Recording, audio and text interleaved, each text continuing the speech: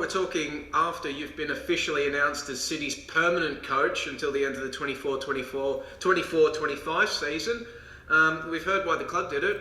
Why did you accept the offer to become the full-time coach? Are you serious asking me that? Well, I know you're a granddad, you've got family interstates. I mean, this was an interim role. What made you want to jump back into full-time A-League men coaching? Look, the worst that can happen to me is I lose the job. So then I go back to your question, No, look, it was fantastic opportunity, and I'm enjoying every minute that I'm working and spending time with players. So there was no brainer. I didn't even speak to my wife. I just continue. I just said, look, this is it. It's happening. I mean, even when I got interim job, club told me if everything goes okay and if you're enjoying and if players are showing that they are appreciating your ideas and then we can continue for longer. So that was a talk before before our first game in Sydney that we lost, and we had 3 draws, and club was always very supportive, saying that they can see that we are progressing, they can see we're playing good football, we're creating more than enough chances, maybe make some mistakes and we didn't score enough goals in those games, so all that is just like very positive, from my point of view, that everyone is showing that there's a trust, belief in what we're doing, and then on the weekend we got rewarded obviously for all the hard work and scored enough goals and everyone is happy. So that 6-1 results on the weekends, was that a response to them finding out that you'd got the permanent gig, or did they find out after that game? The players were informed on Monday, and I've signed the contract on Monday, and the club did let me know, listen, it's not because we won, it's just there was some paperwork problems and changed from FA to APL template, and I think that was the delay, but no problems from my point of view, and obviously players enjoyed that game, and this week has been really good so far. Yeah, because I expect you got a pretty warm reaction when you gave them the news. Yeah. We Michael informed the club, the players, and it was just a normal Monday training. 2 squads, one that played and one that didn't play. So, but yeah, it was a good day for me, my family, and looking forward now to forget about that. And it was on Monday. Now we are focusing on Perth on Saturday. Because you've been a youth coach, you've been the A-League's women's coach, you've been the technical director, and now you're head coach of the A-League men's side. What is it about Melbourne City that's made you so comfortable and become such a home for you after you've had a few stops at other clubs over your career? Look, when you start your coaching journey, you never know where it's going to take you, what you're going to learn, what you're going to develop into. I mean, I was fortunate enough, to work with some fantastic coaches like, Ange Postecoglou, Graham Arnold, Frank Farina, so when you work, or obviously in Kevin Muscat here in Melbourne Victory, so when you work with people like that, you learn a lot, not just about the football, about yourself, about you see how they deal with sticky situations. You see how they deal with a great week, not so good week, and terrible week. You learn, because being a head coach, it's more about management. It's more about being like a firefighter. You got all these emotions that are always going up and down. You are winning, you got too much emotions, you are losing, then it's a negative Your drawing, it's maybe too, everything is grey.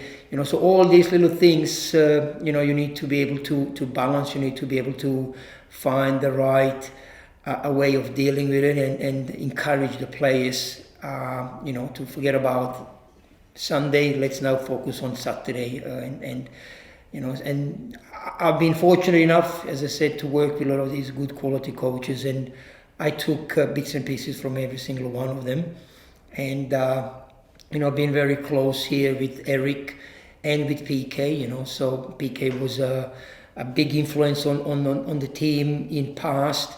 And obviously Eric had a huge influence on everyone at the club, with philosophy, with methodology, so when you step into the culture environment that has been created prior, it's just very easy, smooth transition, and it wasn't that hard. So I'm rambling too much. Maybe I lost your question.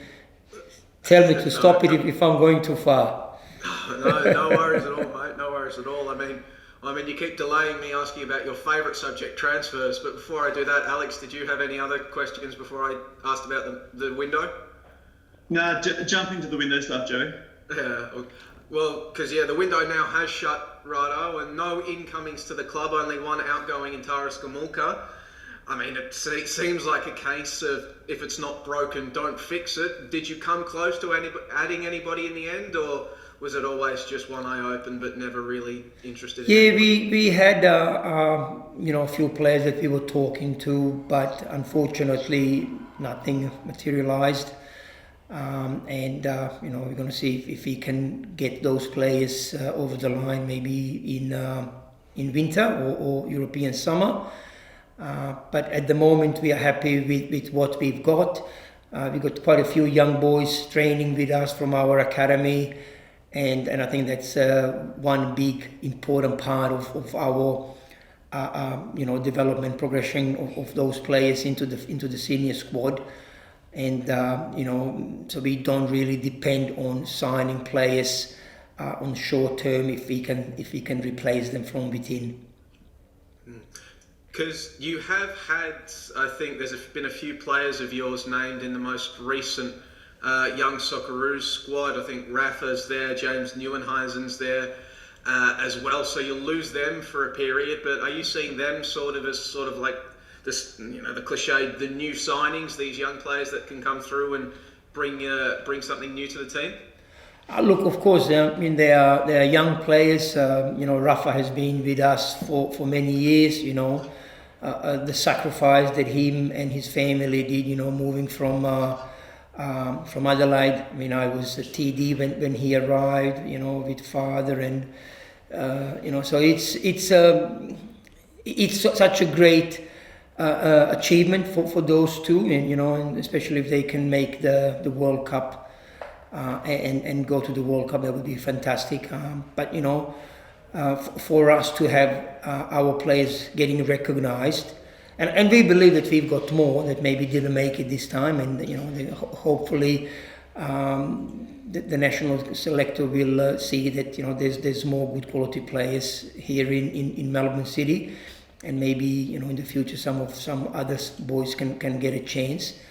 And like perfect example is Bossy. He didn't really get selected for many of those national teams in past, and we knew that we've got someone who has been exceptional, and we knew that we're going to get something special out of him.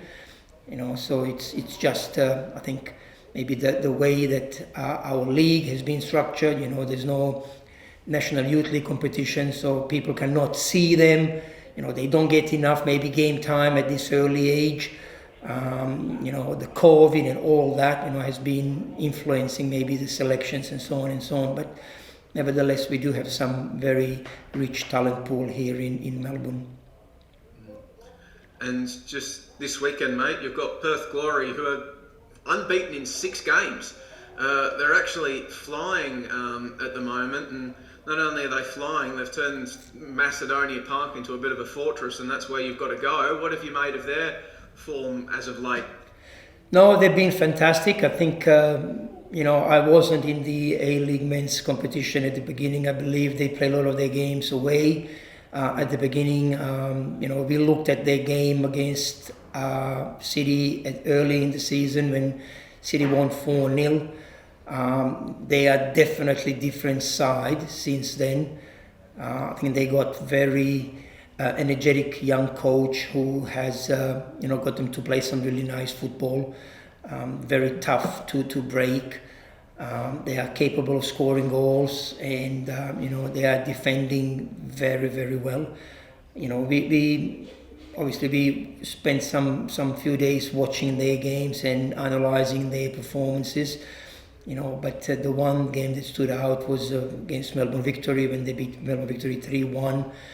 And the way they played and the way they dealt with Victory. And I thought it was maybe one of the better games that Melbourne Victory played. They still, at the end, they beat them. They took the control, and that was very impressive from their point of view.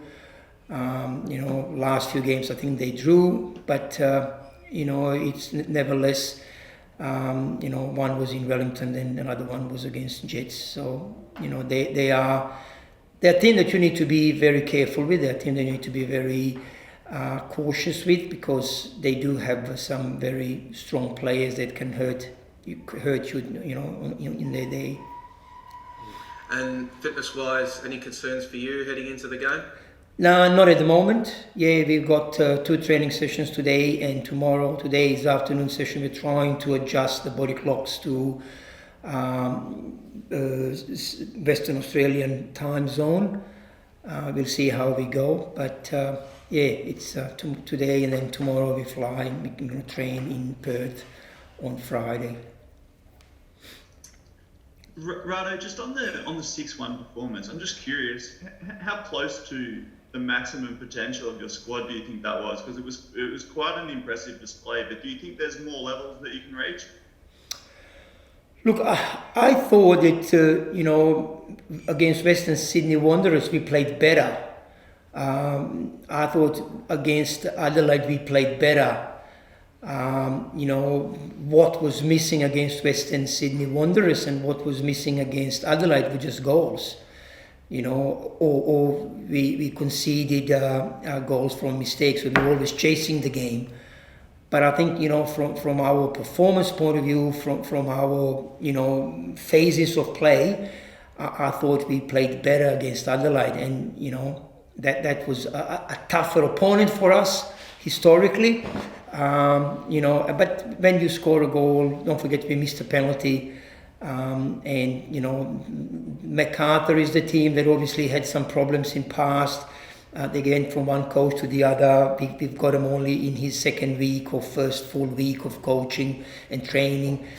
So maybe all these little things went our way. But, I believe that we can play better. I believe that. There are still some areas of our game plan that we can do better, and we've been talking about controlling the transition moments, and if we can control transition moments better, then we can get better results. And like in both of these moments, both of these last 2 games, we copped the goal from giving the ball away. In a different part of the field, but we didn't deal with that transition moment as well as we would like to. Just for information, we did the statistics, and Adelaide, they only had during first half, I think they had 3.4 passes average, and then they had 3.14 in second half. So they only had 3 passes in average before we won the ball back from them. We had 6.5 passes, across the half. So twice as many. And then when you look at Western Sydney Wanderers, that was even better performance when it comes to keeping the ball, creating chances, entering into opponent's penalty box. All these little things that will guarantee you, more wins, more goals. That game it didn't. But like last 2 games, we scored 9 goals, you know, so obviously we do have ability to score goals. Now we just, as I said, we need to control the transition moments better. Saying that, you know, most of the teams play quite deep against us, so we don't get this transition into attack like other teams do get. So, you know, we need to find the ways to penetrate when they are defending deep. And then we've been working on that since the first day I came into the team, and you know, you can see that there's a little bit fluidity now. And the perfect example is Richard's goal. You know, all our goals were scored with 8 or less passes in first half, and then we scored 3 goals from set pieces. You know, so it's different variety that we can score the goals, different ways that we can control the game. And now we just, you know, no complacency, keep working hard on it and keep applying it in the games.